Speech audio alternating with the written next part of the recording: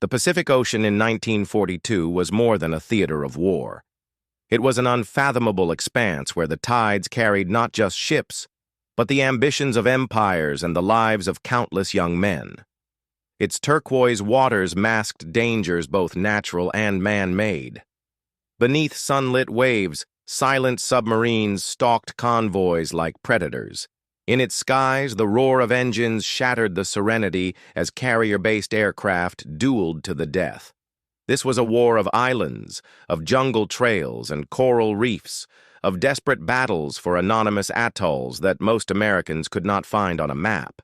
But each of these places, small, often obscure, became monumental through the sacrifices made there. One such place would rise from obscurity to immortality. Its name was Guadalcanal.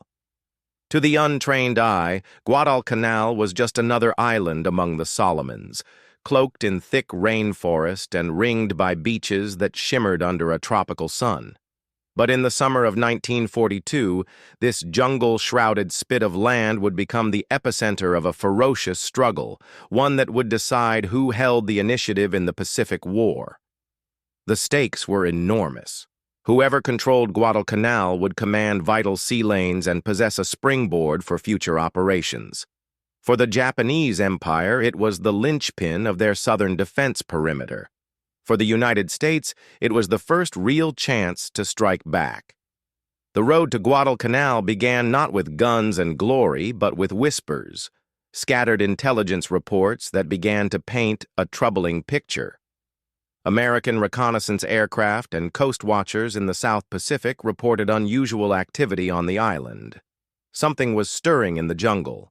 Supply barges were landing, engineers were clearing dense foliage.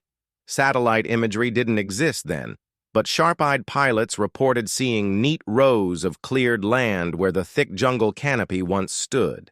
A Japanese airfield was being built, fast, and if it was completed, enemy bombers would be within easy reach of Allied supply routes to Australia and New Zealand, vital lifelines for any hope of pushing back in the Pacific. In Washington and Pearl Harbor, nerves were taut.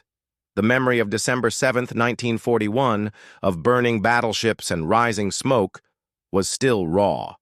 The American people, stunned by Pearl Harbor, had rallied behind their leaders, demanding justice and vengeance in equal measure. But vengeance had been slow in coming. The Japanese had advanced like a tidal wave across the Pacific, seizing territory from the Philippines to Malaya, from Wake Island to Rabaul. They seemed unstoppable. For the United States, the time had come to halt that advance. Guadalcanal would be the place where the rising tide of the Japanese Empire would be tested. The operation was given the code name Watchtower, a name that would prove apt. For this mission, the U.S. Marine Corps would carry the burden of the initial assault. Many of these Marines were young, just boys, really, fresh from training camps in the States, barely acquainted with jungle warfare and unaware of the horrors that awaited them. They had been told the landing would be simple. Intelligence had suggested that Guadalcanal was lightly defended. But intelligence is often a fickle ally in war.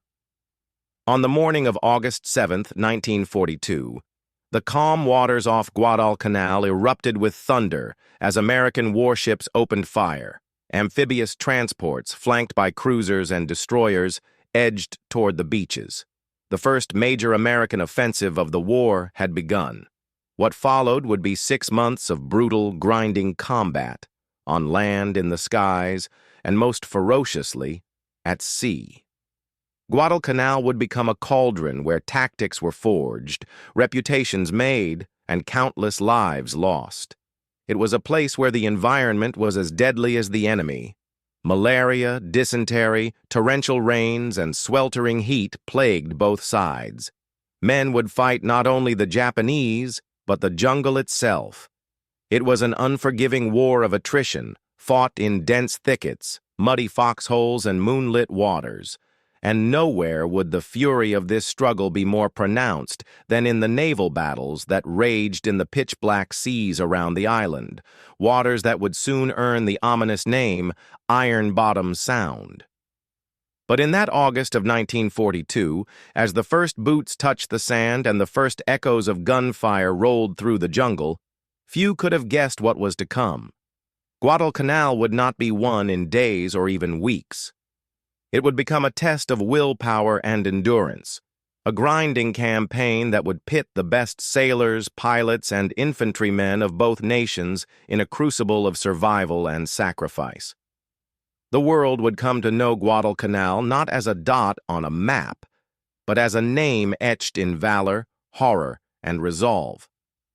For the young Marines who had come ashore in August, Guadalcanal would come to define the outer edge of human endurance. It was a place of endless misery, of rotting jungle heat, swarming insects, the constant threat of ambush, and the ever-present specter of disease. But as punishing as the fighting on land was, the struggle for Guadalcanal was not confined to its mud-soaked trails or foxhole-ridden ridges. It spilled upward into the clouds and outward across the dark waters of the surrounding seas. And by the time the campaign reached its fever pitch in November 1942, the name Guadalcanal was no longer just a dot on a map. It was the centerpiece of a massive, multi-domain battle for supremacy in the Pacific. It would become the stage for one of the most savage and decisive naval clashes in American history. By then, both the United States and the Empire of Japan fully grasped the stakes. The island had become a symbol, a fulcrum.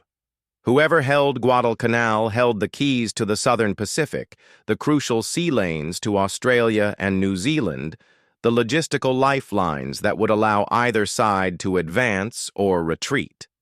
It was more than strategic ground. It was the momentum of the entire war. The Japanese, smarting from months of failed attempts to dislodge the American foothold on the island, were not yet ready to yield.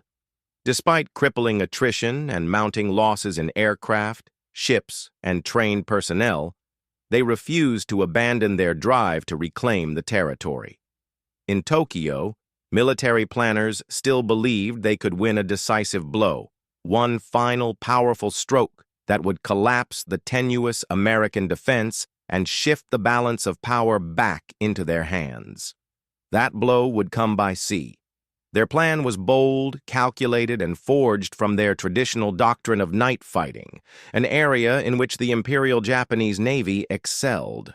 Unlike the Americans, whose radar technology was still in its infancy, the Japanese had mastered the art of nocturnal warfare through years of training and tactical refinement.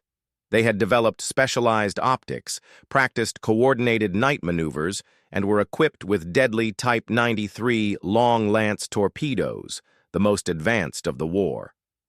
Their ships were fast, heavily armed, and manned by seasoned crews. The plan was simple in theory: slip powerful surface task forces down the slot, a narrow, twisting corridor of water that cut through the Solomon Islands, flanked by reefs and volcanic isles, and strike under cover of darkness. It was a corridor soaked in danger, littered with shipwrecks, and patrolled by American aircraft during the day. But at night, when the moon dipped low and the clouds masked the stars, the Japanese Navy came alive. They had used the slot before, to run reinforcements, deliver supplies, and launch cruiser raids. But this time, it would be different. This was not a resupply mission. This was a determined, do-or-die effort to deliver thousands of troops and hammer the American beachhead into oblivion. Waiting on the island, in the fetid jungle, and on Henderson Field, the makeshift airstrip the Marines had seized and stubbornly defended for months, the Americans braced for impact. They knew something was coming. Air reconnaissance had picked up hints of Japanese convoys mustering in Rabaul and Truk. Naval intelligence intercepted chatter, and Admiral William Bull Halsey, now commander of Allied forces in the South Pacific, was not a man to be caught flat-footed. Halsey, a hard-charging, pugnacious leader with a sailor's mouth and a warrior's heart, understood the situation better than most. He knew that the battle for Guadalcanal would be won or lost, not just in the foxholes of the Tanaru or the slopes of Mount Austin, but in the waters that surrounded the island. If the Japanese landed their reinforcements and supplies unchecked, the exhausted Marines would be overrun. The war in the South Pacific would roll backward. It was Halsey's job to make sure that didn't happen. The American fleet was worn, many of its carriers damaged or sunk in earlier battles, but it still had teeth. More importantly, it had radar, primitive, glitchy, often misunderstood. But in the coming days, it would prove to be a decisive edge.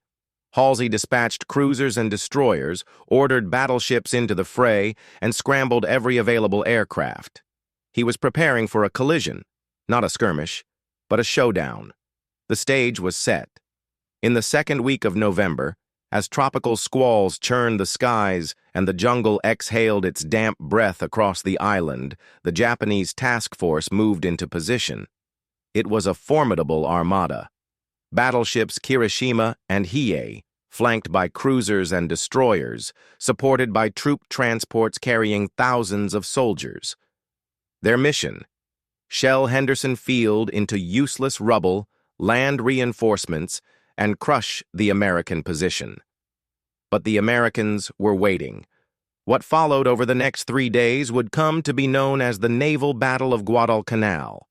It was not one battle, but a series of brutal, close-range engagements waged under moonlight, amidst squalls and confusion, often at such short distances that lookouts could see the muzzle flashes on the enemy ships.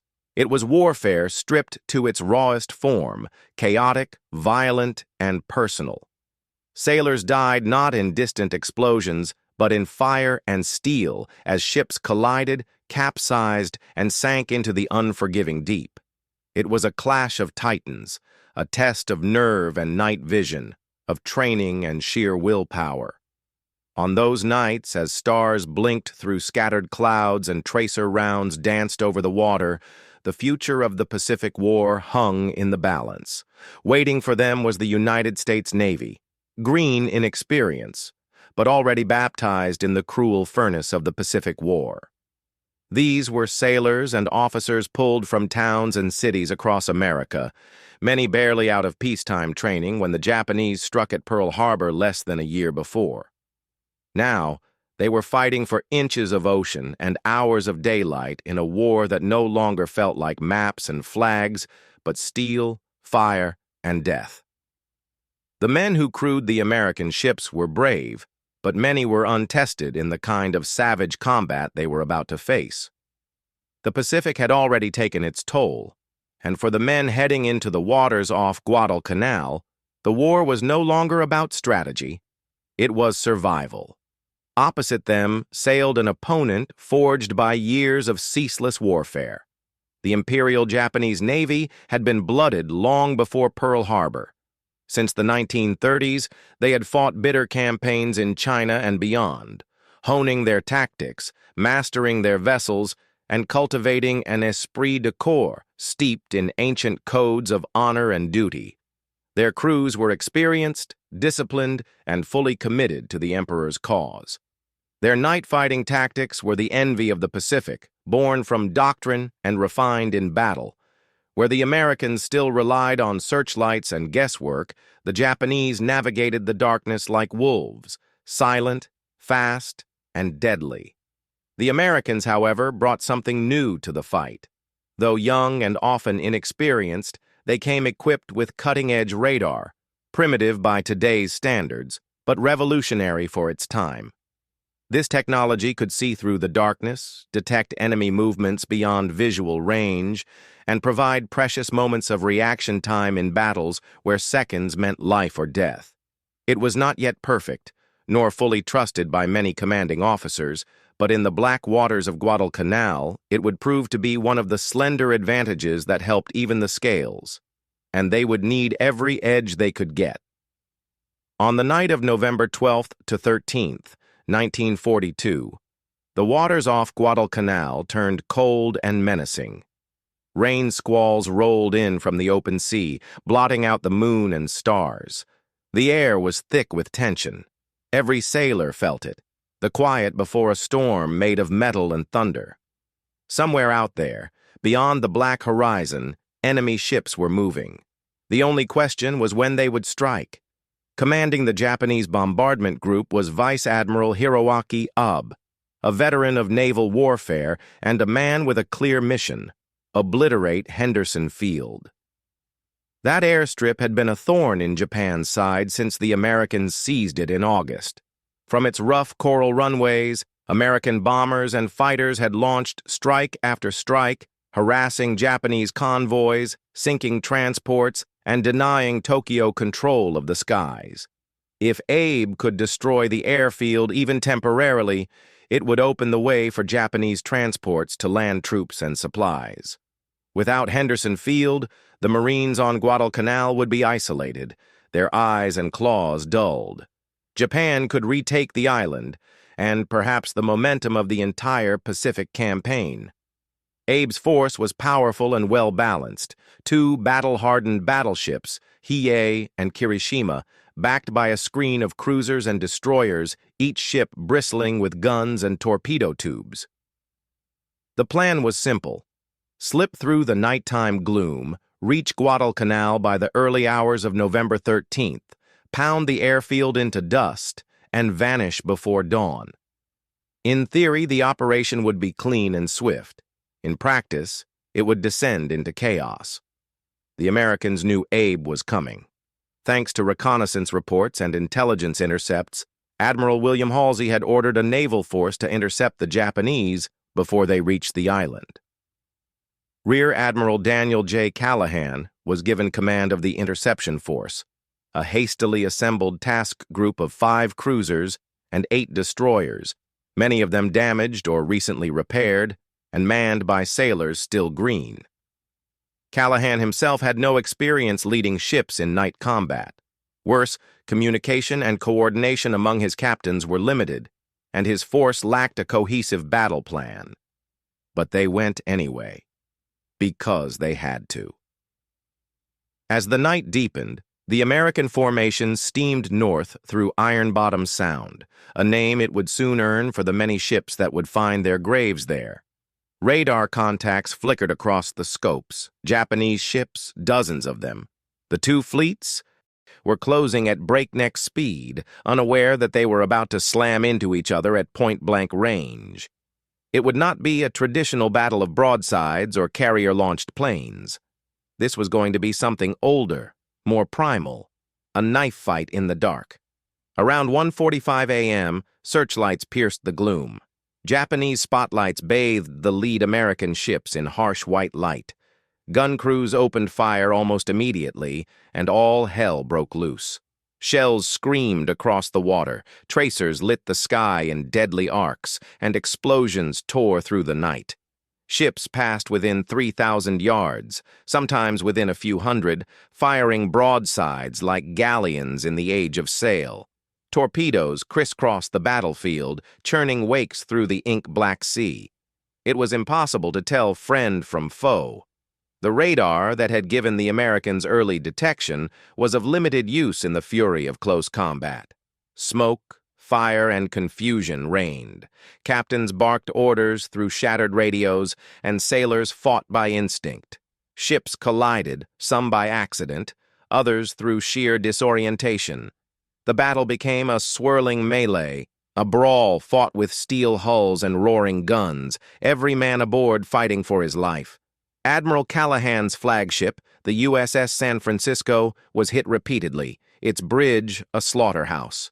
Callaghan was killed in the chaos, along with much of his command staff. But even in the confusion, the Americans managed to land punishing blows. The battleship Hiei, Abe's flagship, was raked with fire, its steering crippled. Caught in the maelstrom and unable to retreat, it became a sitting duck, hammered by torpedoes and bombs until it slipped beneath the waves the next day. By dawn, both sides had paid dearly. Ships lay burning or sunk. The sea was littered with debris, oil slicks, and lifeboats full of dazed survivors. But Abe had failed. Henderson Field still stood. The Japanese bombardment had been thwarted, and the battle for Guadalcanal was far from over. Steaming headlong into the black maw of Iron Bottom Sound was Rear Admiral Daniel Callaghan, a man known more for his quiet professionalism than for flair or fame. A former naval aide to President Roosevelt, Callaghan had only recently returned to sea duty. Now he found himself leading a hastily assembled American task force, a patchwork of heavy and light cruisers, destroyers, and torpedo-laden optimism. His orders were stark: stop the Japanese at all costs. With scant hours to prepare and little time to coordinate, he took to sea with every ship he could muster, many of them damaged or undermanned, and all of them about to be tested in one of the most ferocious naval melees of the Second World War.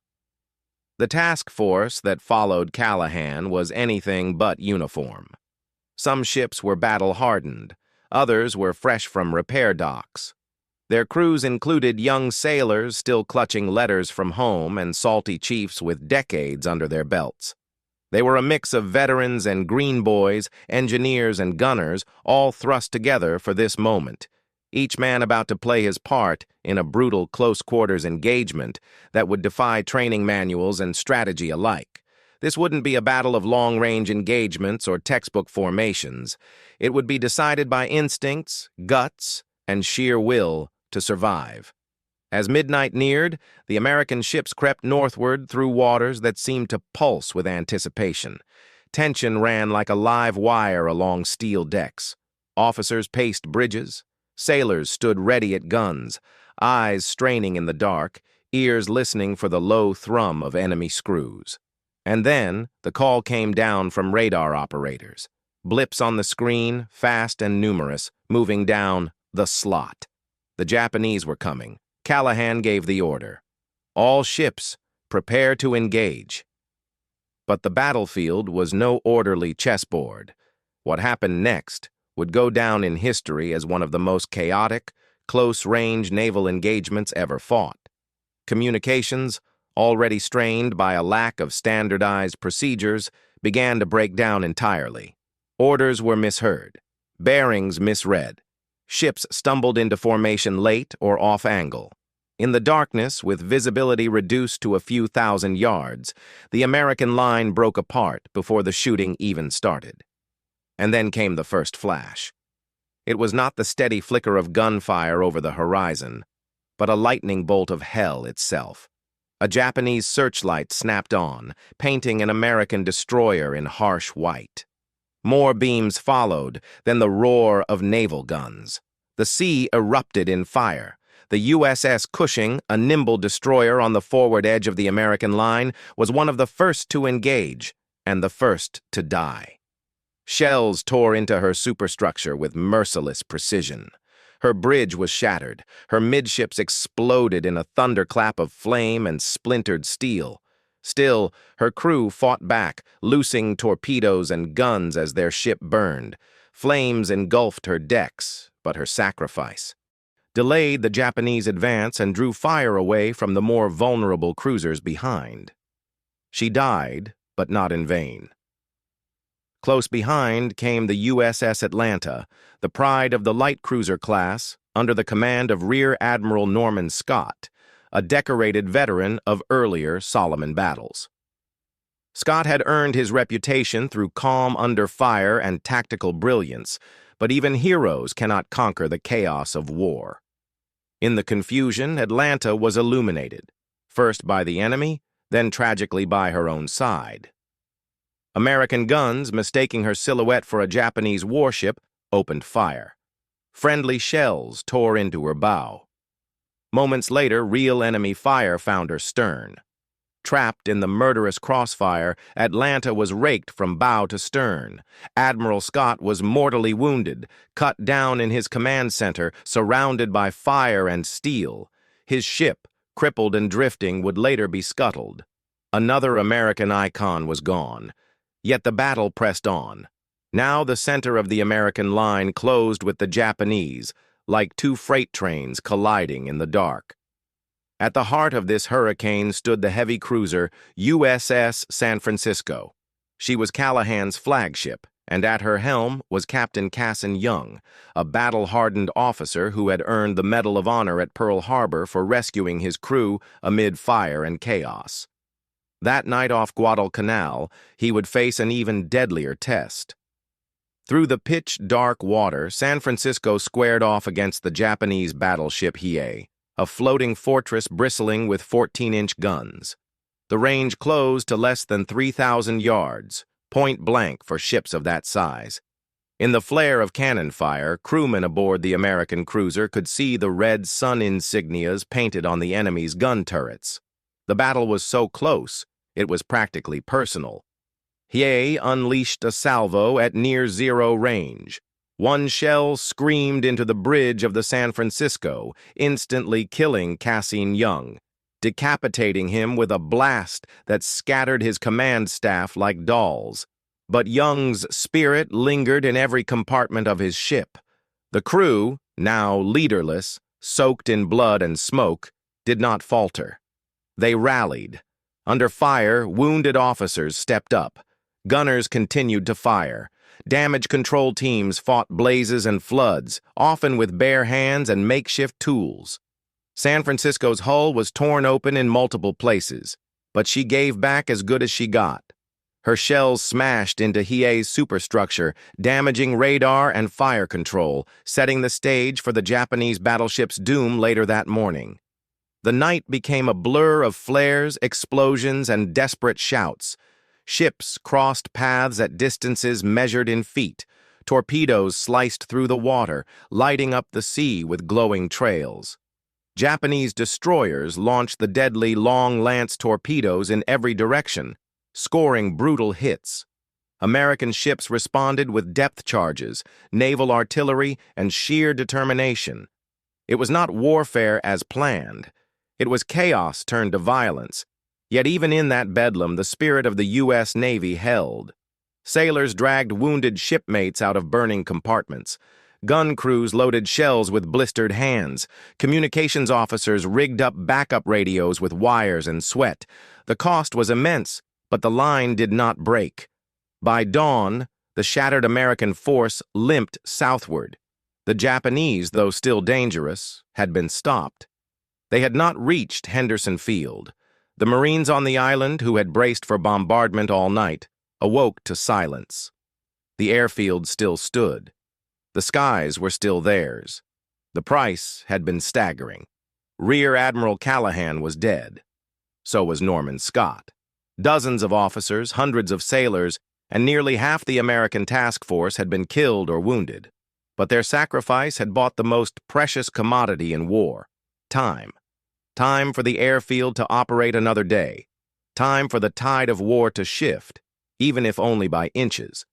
And time to prove once again that in the darkest hour, ordinary men can perform extraordinary acts. By dawn on November 13th, 1942, the waters off Guadalcanal were no longer merely ocean. They had become a graveyard, a vast, oil-slicked, fire-streaked cemetery where the iron titans of war lay broken and bleeding. The battle had ended hours before, but its echoes still lingered in the smoke that drifted low over the sea, in the flickering flames that danced atop wreckage, and in the silence. An eerie, heavy silence broken only by the distant rumble of a collapsing bulkhead or the hiss of seawater rushing through a torn hull. The horizon, once so black and featureless, now revealed the full scope of destruction.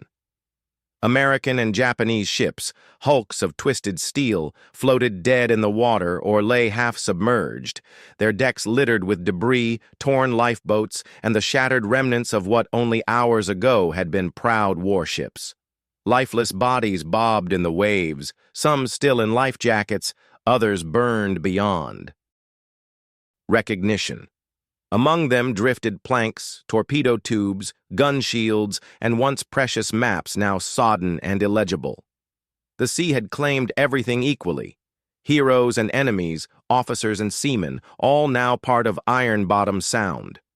The Japanese had lost the Hiei, one of their finest fast battleships, a vessel with a storied past and an aura of invincibility.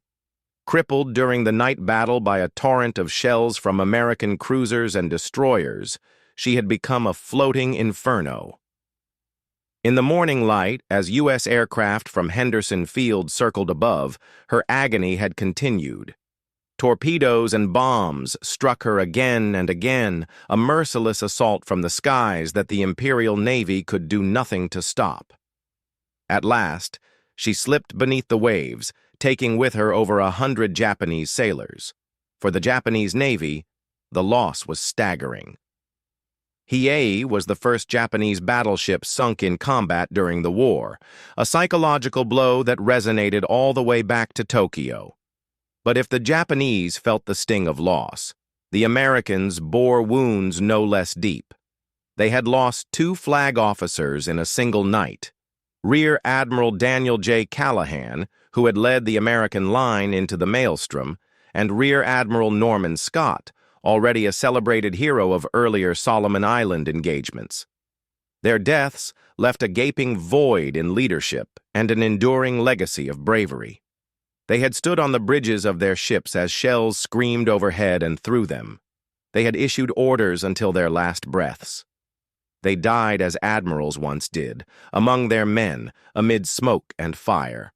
Multiple U.S. cruisers had been battered into wreckage or sunk outright. The light cruiser Atlanta, a ship meant for speed and agility, lay beached and broken, struck by both enemy fire and the tragic fog of war. The heavy cruiser San Francisco, her decks soaked in blood and riddled with shrapnel, somehow survived but was barely afloat. Her bridge, where Captain Cassin Young had died, was a ruin of scorched steel and shattered glass. Destroyers like Cushing and Laffey were gone, sunk in gallant action, torpedoes spent, guns silent. Their crews had gone down fighting, their sacrifices engraved in every foot of seawater above them. And yet, amid all this ruin, one stubborn, defiant fact stood unshaken. Henderson Field still lived. That ragged airstrip, scraped from jungle and mud by sweating Marines and Seabees, remained the beating heart of the American defense. Despite everything, it had not been silenced. The Japanese bombardment force had failed. Their guns had not fired a single shell at the airfield. When the sun rose that morning, U.S. planes were already revving on the tarmac, pilots climbing into cockpits, ready to launch, ready to strike again. The Marines who manned the field, filthy, exhausted, low on supplies, emerged from foxholes and bunkers to see the sky once more their own. And the battle was far from over. The night action had merely been one act in a relentless drama. The Japanese were not finished, not by a long shot. They still held powerful surface forces to the north and reinforcements ready to run the gauntlet to Guadalcanal. In Tokyo and aboard the battleship Kirishima, commanders plotted the next move. The Emperor's navy had taken a blow, but it would strike back. The loss of Hiei could not go unanswered. Guadalcanal, for them, was still within reach. Henderson Field still a target. The Americans, bloodied but not broken, steeled themselves for what they knew must come next. A second night, a second battle. And this time, even greater forces would converge. The waters off Guadalcanal had not yet drunk their fill of blood.